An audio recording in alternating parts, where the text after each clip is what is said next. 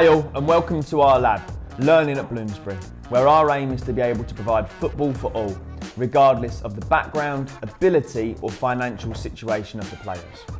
We want to encourage young people to pursue their full potential in sport and out of sport. As part of a passionate group of football coaches, we know that there are those involved in the game who are always looking for ways to further their knowledge and understand the game, and this notion gave birth to L.A.B, a free coach education platform that brings specialists and other like-minded professionals into the spotlight to share their experiences and ways that you may be able to apply this to your own coaching and programs. Hi guys, my name's Nick Bareham. I'm the Academy Manager here at Bloomsbury Football, and this is the home of L.A.B. If you want to reach out and support our L.A.B series, don't hesitate to email us using learning@bloomsburyfootball.com.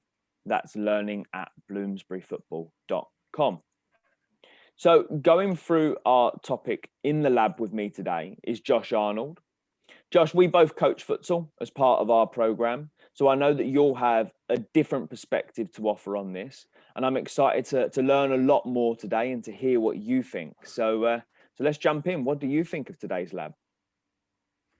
Yeah, I'm really excited because Juan's got so much knowledge in this area.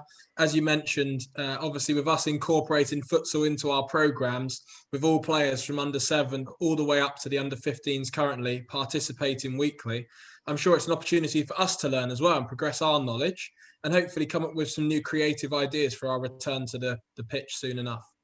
Yeah, definitely. For me, Juan, the most knowledgeable person and thoughtful person I know in the game of futsal. So I'm definitely going to learn something today. So Juan, over to you. I appreciate it. I say thanks for having me on. Can't say pleased to try and share as much knowledge as possible, and hopefully, yeah, I'll definitely learn something. I've already learned a lot putting this presentation together, but I'm sure I'll learn some more from questions that people will have.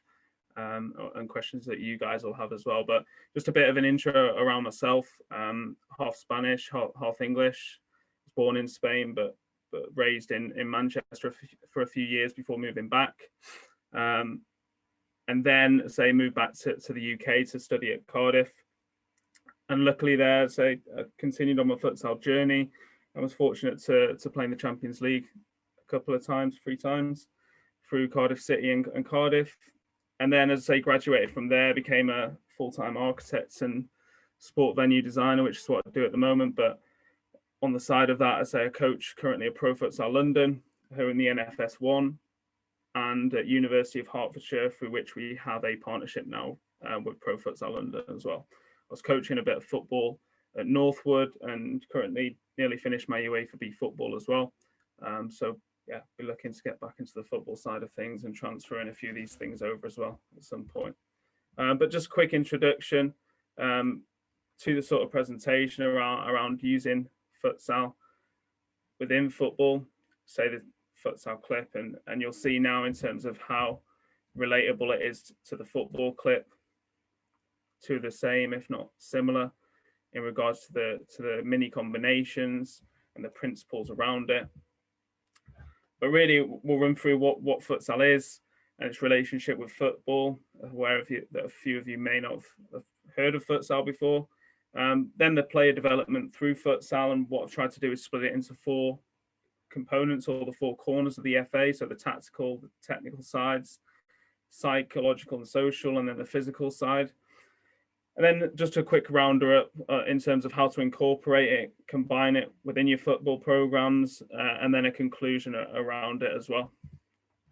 But really, what is futsal? To really strip it down, there's a lot more than this, but effectively it becomes a 5v5 played on a 40-by-20 court, usually indoors, but we can play outdoors, especially in the hot countries. Size 4 ball, a lot heavier as well, where it doesn't bounce as much. Time constraints as opposed to football, so we play a 40-minute stop clock, so 2 halves of 20-minute stop clock, and then we have a foul limit of 5 fouls, where the 6th foul is penalised by a 10-metre penalty. So it makes it a lot cleaner sport, or a non-contact sport, similar to a lot of the other indoor sports. As opposed to football, as I say, the 11v11 and the court and the pitch size as well, a lot larger. But really important is the density around that and sort of the proportions of the players to that. Large ball, and then of course 90 rolling, which really equates to similar time but different types of fitness. And then of course we don't have a foul limit. So what futsal generates, it creates all these different things in terms of more touches, more combinations between lesser players.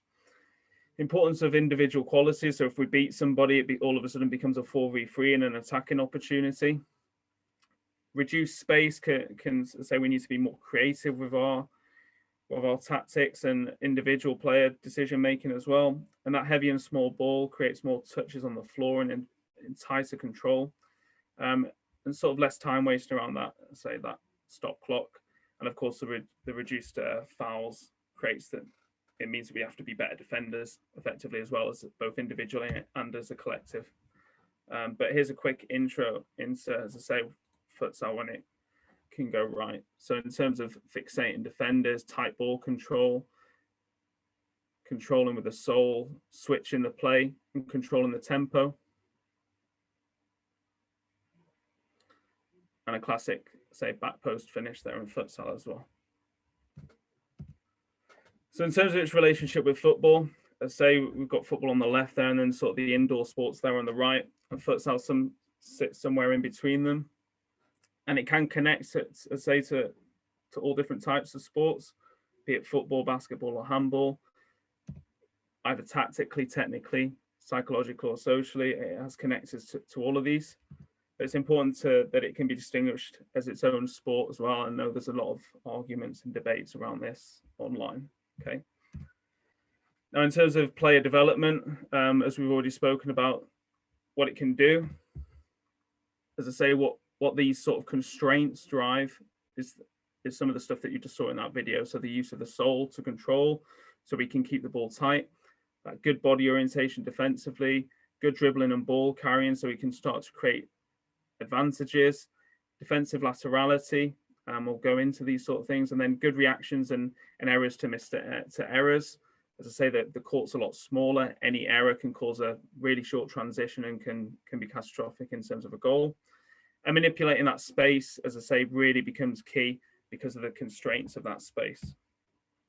So in terms of if we start to delve into the tactical and technical side of things in terms of developing your players, so we can see there through the different constraints what it can start to do in terms of technically and technically. So technically, best is to create qualitative advantages in terms of, say, reduced amount of players. So each player becomes more important, more difficult to maintain that ball individually because of the court size as well. And we need to be better defensively as an individual, or from a technical point of view. So in terms of with the same space, say you can create a masterpiece or cause a disaster, and really, really key phrase to futsal in regards to we don't have a lot of space, so it becomes more important how we start to manipulate it and mold it really. So in terms of a technical point of view, I'll just have a quick look at a clip here in regards to the technical details of futsal. So you can see there lots of touches, very comfortable on the ball, touching it with his soul, touching it with each side of the foot as well, but having that sort of confidence to drive then at the player as well and not be worried about losing the ball. Okay. So if you look at the technical aspects, use of the soul dictated by the ball and the court. The ability to maintain the ball again is dictated by the reduced court and the players around. The ability to beat an opponent becomes important because of those reduced players. And then that creative finishing due to the goal size, let's say it's a lot smaller, handball size. And we have not a lot of space to be able to finish on a lot of occasions as well. So we see here a clip in terms of the soul and retention. If you look at how players control the ball, how players get the ball out of the feet and manipulate the ball, and then that, say, creative finishing into the top corner as well. So if we watch that clip again, so you see the player controls the ball with the soul, rolls it out as well with the soul. So we're able to manipulate that in tight spaces against those defenders. As I say, it's key to engage those defenders. So we start to, let's say, create those spaces in behind as well. In terms of beating an opponent, We watch this clip again. So ability to maintain, but at the same time, ability to drive at the opponent. And all of a sudden you've created a 2v1 scenario. Once you're away from that opponent, let's say we'll have an advantage on another side of the court. In terms of finishing, again, goal is a lot smaller. So more emphasis on finishing in the top corners and the bottom corners, areas that, say, the goalkeepers will find it harder to get to. And the closer we are to the goal, we'll be finishing high. Very similar to football in those sort of cases as well. In terms of out of possession, in possession, but not on the ball, we need to be able to manipulate that space as an individual. So this is more of a technical aspect rather than a tactical one. And we can do that, as I say, we talk a lot in futsal around ruptures and creating those sort of spaces for ourselves, either through cutting or supporting. So we're going to talk about a cutting rupture. What a rupture is effectively a disconnection between the attacker and the defender. In terms of cutting rupture, defined by coming in short to then cutting behind. So if you see here at the top of the screen, how the player comes in short, drags the defender to then come in behind. Okay, and manipulate that space as an individual. And then say that creative finish that we just spoke about as well. If we look at it in a football environment, it's important as well. I think we call this in hide and seek in a football. You look at Neymar at the bottom. Same again, how he comes in short to drag the defender close to then create more space in behind. And the ability to gain the advantage from that as well. Now, in terms of a supporting rupture, usable all over the pitch as well in futsal, which is effectively cutting to then come in short. So if we look at the player here on the ball, who passes the ball now, who cuts and then checks back, and it's created that little pocket of space for him to then receive that ball in the second phase. So really, really key in regards to that movement to drive away, to then check back. And we've started to see this a lot more in football as well, to create that extra meter or radius of space for you individually. Okay, but different types of ruptures as well. Sort of diagonal curve run. So you can see here Russell, who breaks and curves his run to create space for the pass. So if you see where he starts on the dot, and then runs towards the defender, and then runs away from the defender, so the defender is taking that side, and then more space for say Dennison's through ball there for him. Very similar against football. So if you look at Xavi's movement here, moves towards the defender and then moves away. Ability then to pick up the pass. Okay, so all these combinations start to become very important as an individual as well. In terms of out of possession, so really key side of futsal, and starting to see more the importance of it in football as well, around that defensive laterality, so the ability to defend with both feet. This may sound really simple, but you'll start to see how in football, or you'll recognize scenarios in football where players are trying to block with their stronger foot and not necessarily the right foot, and they'll get beaten then down the line. Defending 1v1s, again, becomes really important due to the numbers, the space, and of course the foul limit that we've got, and defending those superiorities around, let's say, the transitions that we've got as well. So in terms of that laterality, why it becomes more important in futsal than it does in football, means because of the ball, because of the ability to manipulate it a lot easier. To say that players will be constantly changing direction in regards to on the ball as well. So we'll have to be able to change direction off the ball in terms of defending that. So if they go to fake shot, cut back on their left foot, we should never be going with our opposite foot. We should always be leading with the foot that we've got. And of course, not turning our back on the ball becomes really important.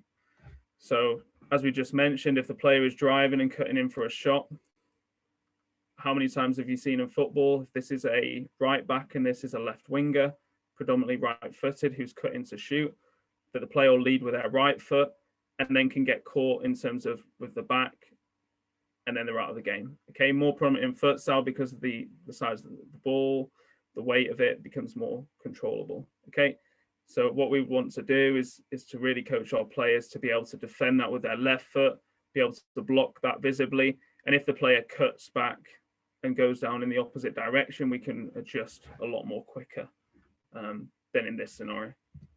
Okay, in terms of defending 1v1s, say if we lose out, it turns into an advantage for the other team. It becomes a 4v3 or a 3v2. Defending in a clean manner, again, we don't want to concede fouls. So all these sort of things start to fit more into futsal rather than football. But very similar to football in terms of defensive position. So we've got the legs flexed. We should always be on our toes, not flat-footed. Open arms, say a little bit different football around the area if you don't want to concede a penalty.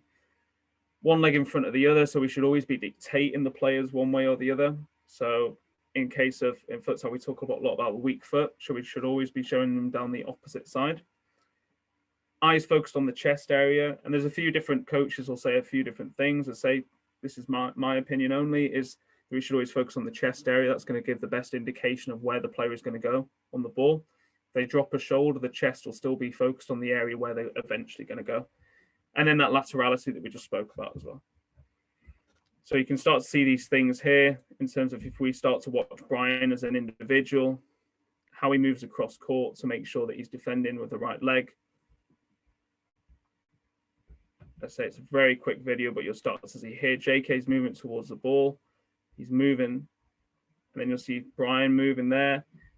Good body orientation, good position, dictating the play, which allows then our collective to defend more aggressively as well. And so we can create a goal from that. Just want to mention stuff around the goalkeepers as well from a technical aspect. I say aware that goalkeepers have a massive part to play within futsal in terms of their enhanced participation. So of course we'll be saving more shots, making more decisions around this. And then from a technical aspect, of course, the case save, which is being introduced slowly into football as well. You'll start to see De Gea utilizing this sort of K that you can see there on the right in terms of 1v1 scenarios. Reflex, of course, a little bit higher in futsal, the speed of the ball and the distances are a lot shorter. And then the tactical perception of the game, of course, needs to be a lot more on the ball in terms of our enhanced participation. And then, of course, the distribution technique with the ball. You've probably heard of Edison and how good he's on the ball and how he used to play futsal and his participation within those games in terms of consistently being involved and having to distribute consistently. Okay, so from a tactical point of view, we start to see the importance in regards to manipulating space and how certain scenarios can look the same but slightly different in regards to where the space is, and that will dictate the player decision making. So again, these constraints and what they'll create for us tactically will be, let's say those small numbers will create difficult to create overloads, more chances to repeat similar scenarios between lesser players, more difficult to create advantages on the court, of course, because of that reduced space. And then in terms of those, say, multiple combinations, same players, and harder to create advantages. So we'll go through first the multiple combinations. So from a football point of view, there's been a lot of talk recently around introducing players too quickly into the 11v11 game. And I know Sweden have just put out a model starting from 3v3 from the ages of 7 and working their way up. And that's really, as I say, something that futsal can offer younger and developing players, are that understanding of smaller combinations before we step onto a football pitch. And again, you'll start to see more opportunities to live similar moments with small discrepancies. So it's very hard to see same moments within a game of football, but within futsal, we'll start to see it, especially if it's around a game plan. So how those individual techniques or combinations fit within a team narrative. So of course, we've got the opposition, the space, which will dictate our team tactics. But then it's down to the individual players that will start to make decisions within that game plan or framework that we've put in for our teams. But of course, what I strongly believe is that our individuals can then start to dictate the space in the opposition as well. So it's always a circular process and never a linear one. So we talk about a lot between the connection between 4+ players. So 5 max in futsal, a lot more in football. But we focus more on the game of 3, the game of 2, and of course the game of 1. Now, in terms of why this is important for youth development players, is that players can't process these combinations larger than sort of this number under a certain age. And that's really key in regards to to them understanding these before we can move them onto an 11v11 pitch, where there'll be players all over the place and they won't be able to comprehend that. Okay. And like I said, understanding these connections before moving on to the bigger picture. So types of connections that we have, of course, are the ones affecting the ball, direct, or the ones not affecting the ball, so indirect. So two players off the ball, say, for example, how they sort of combine between themselves to create movements. And you can see here the white dotted lines are the direct sort of combinations. So the player between the ball, which is the fix, the player at the back, and how he connects or she connects to the other three players on that team, which are the white ones. And then, of course, the players not on the ball, which are the gold dotted lines, and how they start to connect between them or combine between them. And they're the indirect sort of combinations that players can start to create. But we'll say we'll focus primarily on a set of two, just for this case, and sort of see how they work. And you can see on a football pitch those sort of mini games within a game and how they can create combinations as well, and the importance around this. And that's why, as I say, it's important and key for the players to understand these smaller combinations before jumping to the 11v11, because these smaller combinations will be apparent consistently on a football pitch as well. Now, in terms of futsal sort of duality, so the game of two, which we'll focus on, you can start to see all these different types of movements or combinations that we can create. The top darker ones are the direct ones, so block, wall pass, the short parallel, the overlap, diagonal, etc. And then the bottom ones are the indirect ones, so the two players not off the ball, although I'm aware this can be classified as like a game of three. As I said, I've seen a lot of people that classify them as a game as two as well, which is the two players off the ball combining to create space. Say these can also be transferable to football, a lot of these, and we'll know them through different terminology or names. So say the wall pass will be known more predominantly in football as the 1-2. The parallel will be known more or less as the underlap. Overlap is exactly the same, diagonal through ball. And like I said before, that back door can be either hide and seek or come short and ball in behind as well. Okay, so and important to understand that because we don't name them the same things doesn't mean that they don't appear over both sports as well. And what you start to see here is, say, a game of football that we recently played as a futsal team. And you'll start to see these two players here and their understanding of these combinations and how, as I say, the transferables from futsal have transferred into football on this side. So you see here between number two, so we've got a wall pass there. And then we've got an overlap there. Okay, and this really comes down to that understanding of the combinations and when they start to happen. So we can see here where the space is, the players found the space and support, and the space in behind. Then this player all of a sudden has recognized that this player is fixated the next player, and what he's done is he overlaps there to create that 2v1 advantage that we were talking about before. So it's the correct decision, and that's been dictated by the opposition and by the space as well on both times. And you see there how it fits in. Okay, so we start to create those little advantages all over the pitch as well as on a court in futsal. But like I said, there'll be some that are football specific, and there'll be some that are futsal specific, and then there'll be some that cross over. So in terms of the ones that we just showed before, the more futsal specific ones are the blocks, not really seen in football, seen more in terms of indoor sports like basketball and handball, just based down to those spatial constraints and creating those little pockets of space that we can start to take advantage of as well. So we'll have a look at a few of these combinations in a futsal context and see if they relate to anything in a football. Okay, so you can see that backdoor movement that we saw before.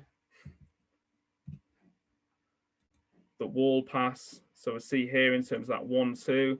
Same again, similar to the football one that we just saw. You can see here the space is in behind. He takes the extra touch to engage the defender, creates that little pocket space in behind. And that means that the 1-2 is the best scenario here. Okay, and then we've got that 2v1 at the back. Again, another wall pass. Here we got the vertical wall pass. Again, we find a pivot in the corner. Let's say the vertical wall pass, the space is in front. Again, best decision. Diagonals, same one as we saw before.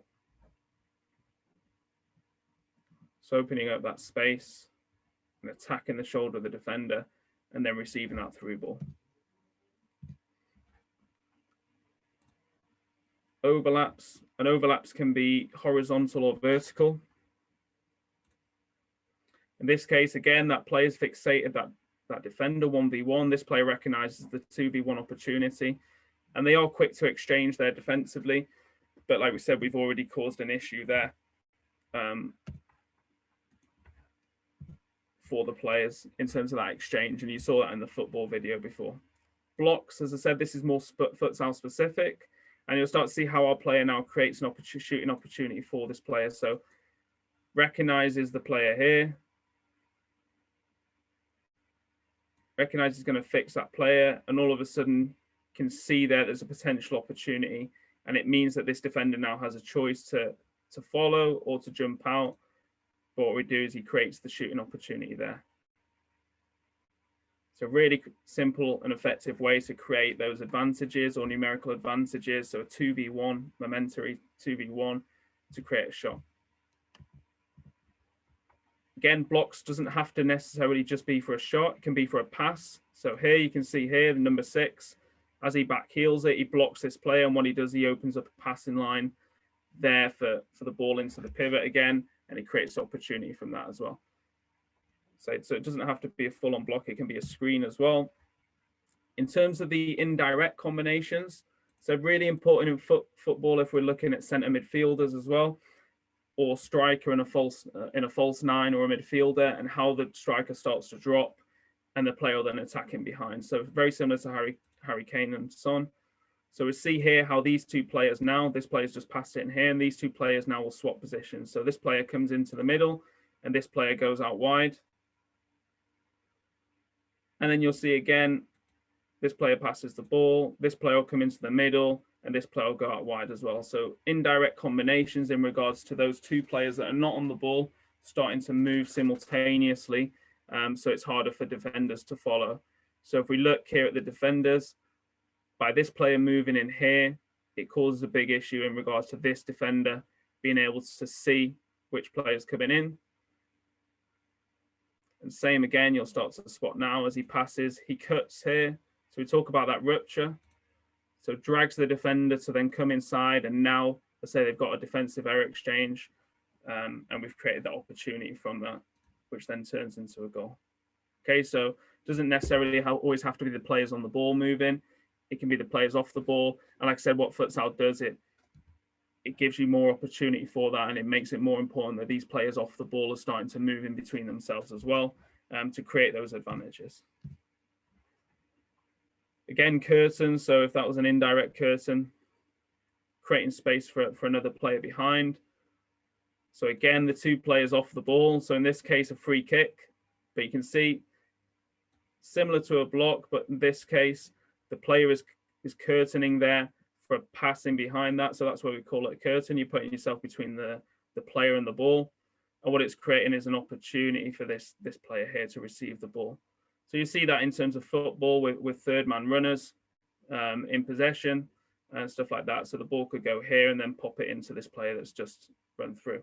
But what it does is it adds for extra protection, especially in futsal, where we don't want to potentially concede possession and stuff like that. We start to put ourselves between players.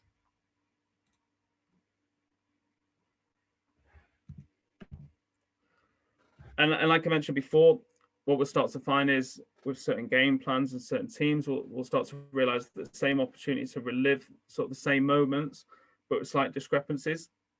And that really comes down to that individual player decision making. So same again, how those fit in with that game narrative. So say, for example, in terms of a game plan, we've got an isolate 1v1. And then depending on what the defenders do, we'll have different scenarios or different outputs, which will be the player decision making, okay? So our framework may be the isolation of the 1v1, And then that individual player decision will be driven by the defender and by the moment and what the space is dictating. Okay, so it's important that our players are prepared for this and understand the different discrepancies so they can act in those moments based on what our framework was and what the defenders do.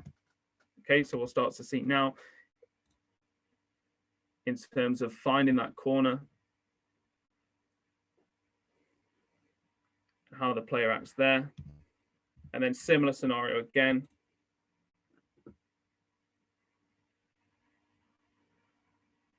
Finding the corner and following in for the finish as well.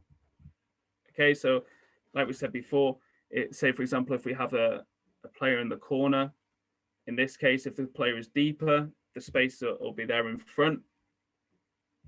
Same game plan, the player might be in the corner, but in this time might be slightly higher because of how the defense is set up, or wherever they concede it. And now all of a sudden the space is in this position here. So like I said, small discrepancies can create different outcomes effectively. And you'll start to see now in this video how two of the same scenario can be executed differently because of how a player or how the defenders are situated.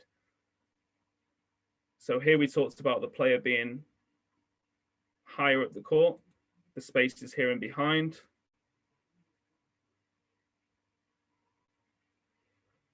In this occasion, we get the player again into the corner, but this time the player is deeper and now the space is in front. As I say, we execute in a different manner, but same outcome effectively as well. So you can start to see how those things start to happen on a frequent basis in futsal, and that comes through training as well. In terms of in possession, I say harder to create those advantages that we spoke about, because of the space, because of the minimum reduced players as well at 5v5. So it becomes important to sort of manipulate that space and create those either qualitative superiorities, numerical or positional, either as an individual or as a collective as well. Okay, so in terms of space manipulation, I'll just watch this quick video to see how we can start to affect the defense on that front. So I'll run that one again, and you'll start to see that player again when we talked about those combinations of this player coming into the middle, understanding that that defender will follow him. And all of a sudden, this player, what he recognizes here is that this player has come into the middle, and now that large portion of space there has been molded by this player. So that's where he has to attack. Okay, and you'll start to see now how that player now can attack that space. Just through the movement of two players. Okay. So in terms of manipulating that space as collective, I say really important to create those numerical advantages and the positional ones as well. And you'll see how these two sort of are similar but different in a way. So we start to talk about overloading one side of the court, but at the same time creating a numerical advantage there. So in terms of what we speak about here, all of a sudden on this side, we've now got 1, 2, 3 players versus 2 defenders. So already we've got a numerical advantage. And through that movement, that player's been able to create that for the team. Same again, we've got 2v1 here. 3v2 there. So we've got 1 player there, 1 player there, 2 defenders in that portion of the court. And now we've opened it up, and we say we're able to score from that as well. So in terms of how we start to do that, so we look at predominantly the central axis and how our position of our players can sort of affect that directly. So you've got, as I say, if a player can stand slightly on one side of the court, all of a sudden that side of the court becomes more space. You can start to create that overload that we talked about as well. And of course, that gives the defense a decision whether to come across and cover, or we can start to create those numerical advantages, i.e. the 3v2s or the 2v1s in certain pockets of space. And it's important then for our players to recognize that and say that's one of the things that futsal really does, is understanding those advantages, recognizing those advantages and acting really quickly as a result of them as well. In terms of if there's no numerical advantage, still got an isolation and large space over there. So if that defender comes across, then we've still got an advantage over there. If this player, of course, is better than this one, then we start to talk about quality advantage in regards to that's maybe part of the game plan as well. And that's when we transition it horizontal. Okay, so we can start to see in this video here again, how we start to create numerical advantages as well as qualitative ones as well. So we've got Jeff there on the far side with the ball, probably one of the better 1v1 players in the country. All of a sudden, player goes across, and that's when we'll switch the ball. Russell comes here into the pocket, so we've created that 3v2. And then we notice again that we've got the advantage on the other side, and we'll switch it back to finish there. So it's those players recognizing when the advantage is on one side of the court or when it's on the other, and switching the player in say, as a result of that. So constantly looking for those little advantages on the court. And then in terms of a positional advantage, so slightly different to a numerical one. So a positional one is when the advantage is on the other side of the court positionally, so away from the ball. So you can see here that the player on the ball has attracted potentially 2 defenders. And what that's done is created a 3v2 on the other side of the court, and that's what we call a positional advantage. So in this case, say, for example, this player here has attracted 2 players, mainly probably down to his quality. And that way they've created a 3v2 here on this side of the court, which means now they'll switch the ball and try and take advantage of that one as well. Okay, so really key in futsal, similar to football when we start to recognize either an isolation on the other wing and we start to switch that one as well. Now, in terms of out of possession, I say really key in terms of defending that space, defending small units and defending superiorities. And we'll sort of leave it at that one for the time being. Well, okay, so just to jump in there. Yep. How does the positioning in futsal compare to that in football? So in terms of player positions? In terms of mobility or players consistently staying within a certain zone and stuff like that? Yeah, exactly that. Yeah. Do you have a player, just watching those clips there, you often have the player who might be playing furthest back, plays a 1-2, a duality, and then suddenly they're, the equivalent of a striker. So do you stick to player positions? Now, it's very different, and certain teams will have different. There'll be certain players that are suited to better roles. So when we talk about pivot, which is the higher player on the court, so for example, this player here may stay around the same areas, and that's usually when you play a 1-3-1 formation, so 3 players at the back and 1. In terms of a 4-0, it's much more fluid.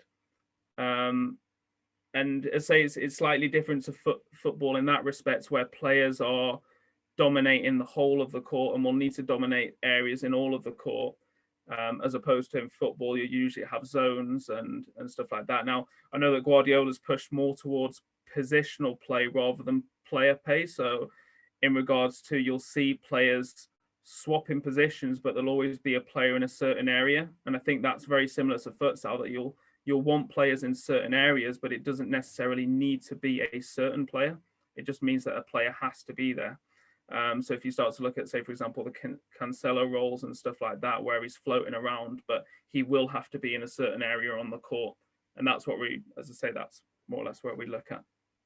Got you. So I assume they've got to be like far more flexible in their ability to sort of defend and attack. You've got to be able to do a bit of everything.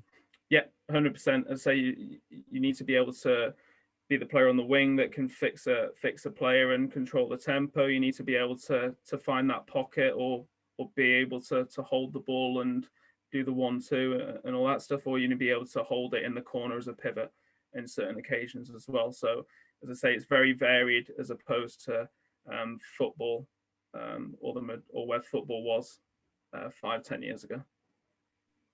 Sure. Cheers. We've had a question come in here, Juan, and I think it's actually really fitting for that point that Josh has made there. So the question reads, when focusing on moments both in and out of possession, do you feel you can go into further depth with information specifically to individuals than you would when playing football, as there's less players?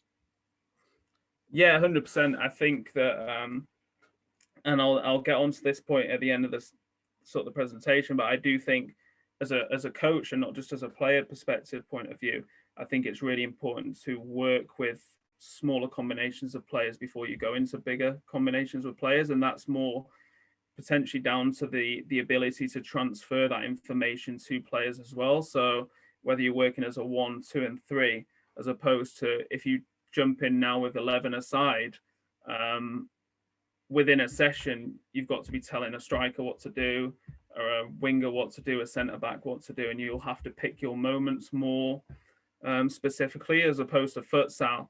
I think you can talk more on generic terms within a session because a lot of players are doing the same things or will be doing the same things within the game. Whereas, of course, in football, it'll be much more individual based, I think, and role specific, as opposed to futsal, where it can be generic, although you'll still have to know your players and what their strengths and weaknesses are.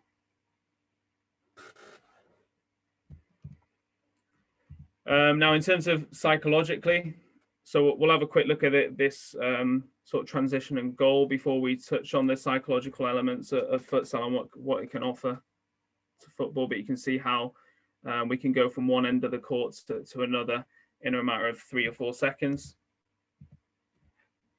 And same again, how sort of errors can be catastrophic in futsal in regards to conceding that error and then conceding an opportunity in goal within 1-2 seconds. Okay. So same again, a little quote here, which is, I'm convinced that life is not 10% what happens to me and 90% of how I react to it. And say very fitting for futsal in regards to amount of errors that happen on court on a continuous basis. And that's not against the players, but the top level of futsal in the world. You'll see the best players committing numerous errors in a game. And that's all accounted for. And it's more how they react to it that the same makes them the better players in the world. Okay, so in regards to that, why that is, I say it's because of the reduced space and sort of the lost time as well, is that teams are consistently under threat. But that reduced space means that the errors, of course, have higher consequence, as you've just seen in those videos of transitions as well. Distances are very much reduced. So you can see sort of 3 positions there on the court, 10 meters, 20 meters, and 30. And you can imagine that that'll take you 1 to 3 seconds to be able to cover that whole sort of pitch area. But what those higher consequence of errors or higher frequency of errors cause is both improved decision making and improved risk taking. Now, as I say, we're aware that they're never going to be perfect, and regardless of how many good decisions we'll make, we'll always fail and do bad decisions as well. That's part of the learning process. So it's important that, as I said, we improve our reactions as opposed to these, and that's something that say that futsal can really do, both as a player, as a goalkeeper, and I say we'll talk about goalkeepers, but by exposing ourselves to those failures within futsal and those consequences and higher consequences of conceding goals, it means that, as I say, our reactions will probably improve as well as our decision making on that front, and that's something that, say, personally I noticed when playing that as well. But players really recognise, as I said, the consequence of the errors and the frequency of errors. And as opposed to football, where we start to talk about passing completion rating or shooting percentages or unforced errors, that you'll see all the stats on Sky Sports from the top players, we don't really look at pass completion in futsal. Players take a lot more risks in terms of balls played, through balls, clips balls over the top, as well as shooting. They'll try and shoot on every occasion or whenever possible, as the risk versus reward as well on that front. Now, in terms of how we go about that, as I say, it's really important that we work a lot on transition training and counter pressing training. But it doesn't have to just be these direct transition exercises that we focus on. It can be a simple shooting exercise as well. And that's where the goalkeeper psychology starts to fit into stuff as well. I say I know a lot in terms of football. A goalkeeper may touch the ball once or twice within a game. And if that error happens, of course, they can't really react to that or may not have another opportunity to react to that. In futsal, whether it's training or a game, we're exposed consistently to shock. So we have an opportunity to rectify that. So our reaction to that becomes much more important as well. And in terms of training those, I say there's a simple transition exercise here that you can have a look at and, I say, utilize as well. Now, in terms of physical development, the final one, I say it's a lot higher intensity than football, down to the stop clock nature, down to reduce spaces. We'll try and cover these spaces very quickly. But you see here the sort of the physicality of the defensive team and the effort that we're putting in to cover ground both laterally and forward. A lot of change in direction, which can be physically very demanding. Okay, another quote here, good things come to those who sweat. And really, in terms of that reduced space again, and how sort of that can affect the physicality side of it, is again, higher consequence of errors will mean that those transitions, again, that we have to sprint back, less time wasted, of course, and you'll start to see, again, in terms of we're harder to maintain the ball, higher intensity and those increased transitions. So what higher intensity includes, it'll improve our anaerobic fitness, improve fitness overall, and that higher frequency of physical play. So when we talk about before, about being able to maintain the ball, it won't always be with the ball at our feet and the defender will be away from us. A lot of the time, the defender will be tight and being very physical, even though it's deemed a non-contact sport. So it becomes really important to be, as say, prepared physically to be able to maintain that ball as well. You can see here from this photo how a pivot and fix can sort of fight over that sort of space to be able to receive the ball as well.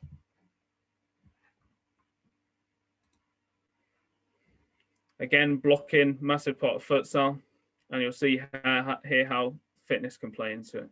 Again, being able to just stand still and affect a guy's position to create an opportunity there for scoring. So in terms of training for this, I say we do a lot around recovery exercises or transition exercises. So potentially shooting and then making sure that we recover after this, but mainly around short shot bursts, very similar to game life scenario. So stop clock will usually play players for 2 minutes of running time. So game time, and then they'll be off for 2 minutes game time. So it means that training, we have to try and emulate this, and it means that we try and get the maximum output and maximum rest. So 3 on, 3 off. So basically a 2-1 sort of split, and seeing how, as I say, players can then recover, go back and get their maximum output again, whether it's a smaller court. So we need our players to be more efficient on court when they are on court. And then, as say, from all those things, you can start to see how we can incorporate these futsal into football training, either through periodized. I know that a lot of people, when it's pouring it down with rain, we don't want to be outdoors. So think about potentially doing futsal sessions indoors, potential to twin track. So 1 day football, 1 day training futsal as well. I know a few teams are going down that way, and it's a very Brazilian model. And then, as I say, links with existing clubs, a lot of established clubs all over the country in futsal.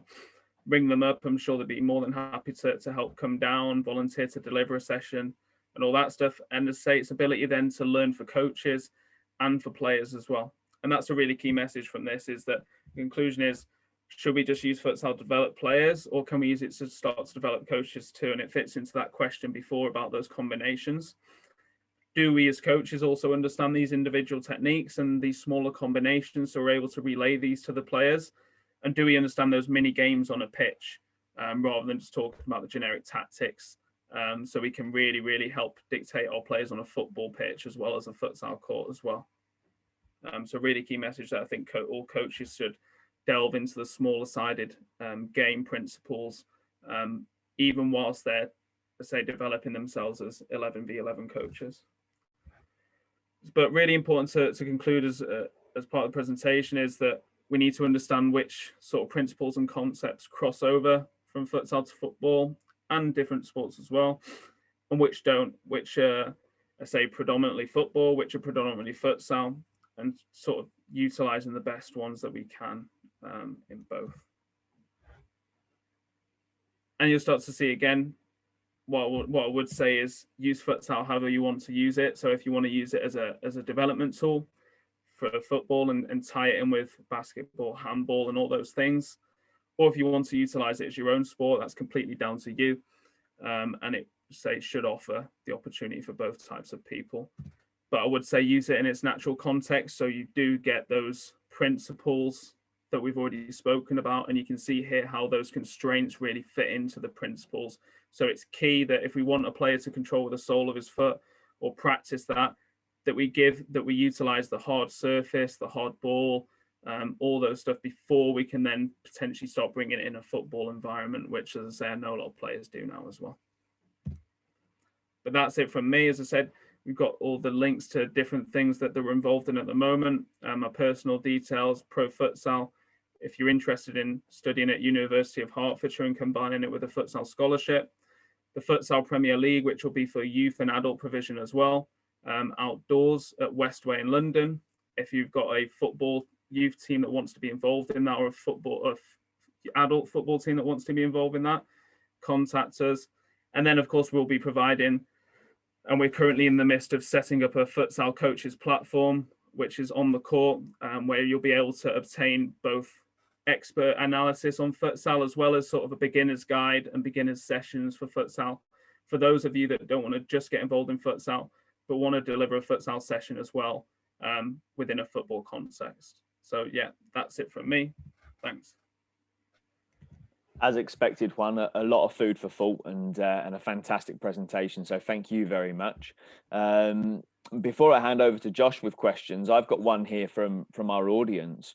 So talking about players who do well and those who struggle, do you feel this has an effect to some extent on players within a team setting? So playing in a smaller team and a smaller squad where the exposure to information and contact with the ball and a lot of other elements can be stronger. Do you think that benefits players longer term with futsal, where it does fail players sometimes with football? Yeah, 100%. If I'm going to be completely honest with you, when I moved out to Spain when I was 11 or 12, I was a very poor football player. And when I moved out there, I started to play futsal organized, but mainly unorganized in terms of at school and after school with my mates.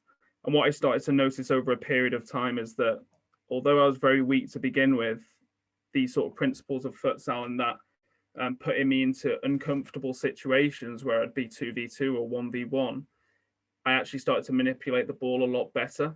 In football, what happens is if you're a under 12s player at the moment and you get thrown on 11-a-side pitch and your technique might not be as good as another player, or you've got a lot of areas that you can improve on, predominantly maybe retaining the ball or maintaining the ball when under pressure, you may get 1 or 2 times to do that in a game. Whereas opposed to futsal, you've got 50, 60, 70 times to do it within an hour period.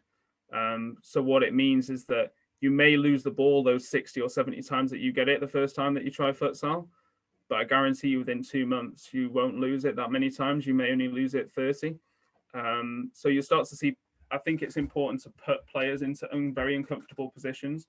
But like I said, it's important that the coaches recognize this and the players start to recognize that we're there to learn and improve and to lose the ball so we can improve on our weaknesses and mistakes. That's brilliant.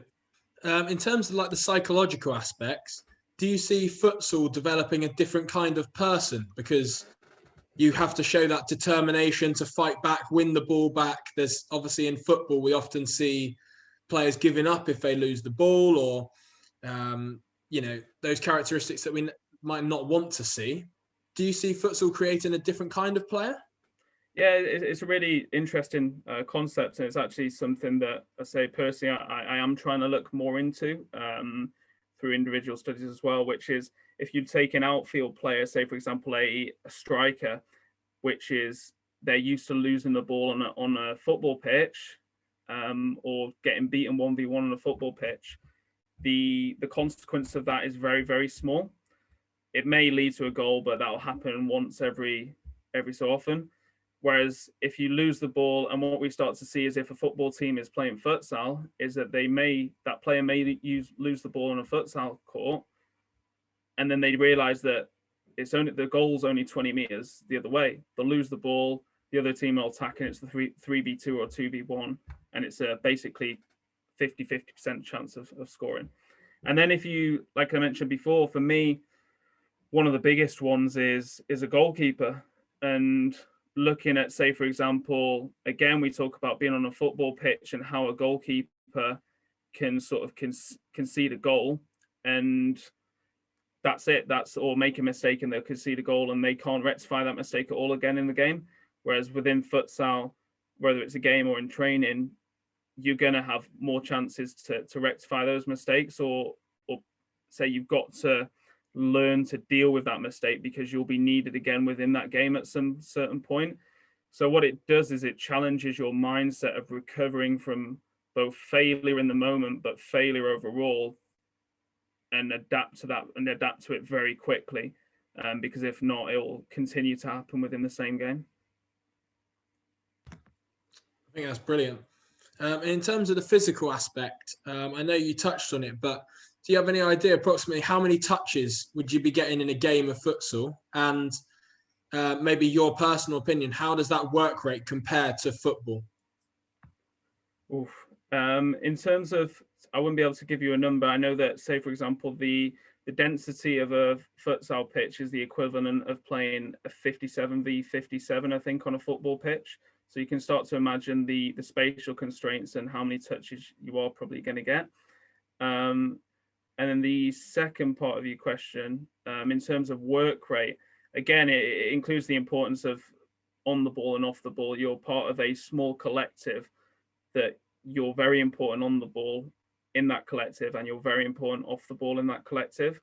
And each, as I say, this is something that even a lot of experienced futsal players don't really comprehend yet, is the importance of defending each ball and defending each player. So if you're defending a player, even though he's 20, 30 meters away from the goal, it's much more important in futsal than it is in football. And I know at the top level in football, they'll put an importance on the striker defending his space and all that sort of stuff. But as I said, the consequences of not being in your position in futsal can be much more, say, catastrophic, which we've already touched on. For sure, definitely. One final one from me, more generally, before Nick jumps in. Do you see, is futsal growing in the UK? And like I know you mentioned, a lot of clubs are now jumping on board and doing a mix like we are of football and futsal, trying to incorporate it into the program because we see a lot of value in it. Yeah, is it growing in general? What's the league provision like? Bit of info on that, please. Yeah, so in terms of its growth, we had taken a huge step forward with the introduction of the National Futsal Series, which seemed a lot more professional at the top level of the game. So that's where our first team plays. But then towards, I'd say, the latter end of last year with COVID, the England team was scrapped. So we took a massive step backward on that front. But what it's given is an opportunity really to gain a bit of leverage and expose ourselves to the masses. Like I said, whether it's through football teams or through mainly teams that want to turn into just futsal teams. I think it's important that we start to engage the masses. So we're not at a brilliant point. We're not at the worst point. We're at a lot better point than we were 10 years ago. But I think there's a real opportunity there for, like I said, there's a lot of arguments around futsal being its own sport or if it's just a development tool. I think people should use it however they want it to be. And I think with that narrative, we will be much more prominent than trying to be this sort of little community or trying to sit ourselves in this own little house where nobody else is allowed inside. And I think collaborating, and that's something that I've learned a lot over the last year, is collaborating is the best way forward. And whether that's with football or whether it's through PANA, which I know has a mass engagement, whether it's through 3v3s that has a mass engagement, there's a lot of crossovers into a lot of different types of into a lot of different formats of the game where we can go. So we have one last question coming in from our audience here. So your thoughts, one, how can a coach give players more opportunities to become an individual rather than relying on others or their character traits and maybe shying away? Really interesting one. If you're talking about technically, I think from being involved in football as well, I don't think there's enough done around 1v1 exercises or we think we know a lot by the time we're 18 in terms of how to attack a player 1v1, where there's always countless learning to do. I think putting players in 1v1 exercises on courts continuously, how to retain the ball, how to attack a 1v1, how to defend a 1v1, those different ones to give that player a confidence as an individual. In terms of psychologically, individual development plans, I think they are key and massively underused, whether it's at youth level or at adult level. If it's at youth level, of course, engage with the parents, talk to them about where they think their kid can improve as well. Always take, as I say, you're the expert in terms of the coach. Talk to the player themselves. Where do they want to go? Where do they see themselves lacking? And those sort of three things will fit into you formulating your individual development plan for that player. And maybe then, like I said, catch up with them every month on that and reevaluate that individual development plan every month. Now, in regards to a further one from that, which would be, can we incorporate little niches into those development plans? So not necessarily just about futsal or football, but can we give them confidence on the side in regards to promote them reading certain books, do you know what I mean? Or promote them watching certain types of programs, so all that sort of stuff. And that's something that we incorporated with our first team players last year, was a book club where we chose 20 books. There was 23 books. There was 23 of us. And we said, after every 2 weeks, we'll move the book down the list. And effectively over a year, we would have read all the books. And what you start to realize is that people start to learn, and not necessarily learning general knowledge, but learning more about themselves, especially if it's a mindset book or a psychological book. And people start to process and understand their feelings a little bit differently than what they usually do. So as opposed to maybe shouting at their mate because their mate's lost the ball, they'll now start to process that a little bit differently and understand why they're either feeling that way, or, as I say, they'll act differently as well. Fantastic. Yeah, a lot there, Juan, that I think is nuggets of golden information. So I want to take this opportunity to say thank you for being a part of our lab, and thank you to everyone else who's come along today. If you do want to get in touch and contribute more to our lab series, then get in touch with learning@bloomsburyfootball.com. But we'll see you soon at another episode. Thanks everyone again. We'll see you soon. Bye guys. Thanks, Juan. Thank you.